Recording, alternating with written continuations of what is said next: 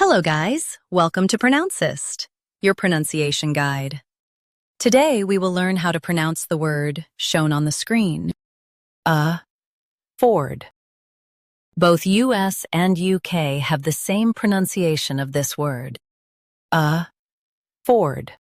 Now read the syllables shown on the screen naturally. Ford. Ford. Stress Ford and keep soft. Ford. Ford. Stress Ford and keep soft. Ford. Ford. Stress Ford and keep soft. Ford. Ford.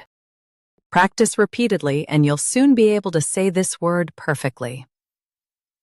The best way to practice is to repeat the syllable multiple times. The meaning of the word is have enough money.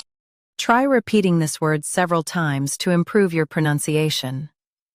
We post daily videos on useful and commonly mispronounced words to help you speak clearly and confidently.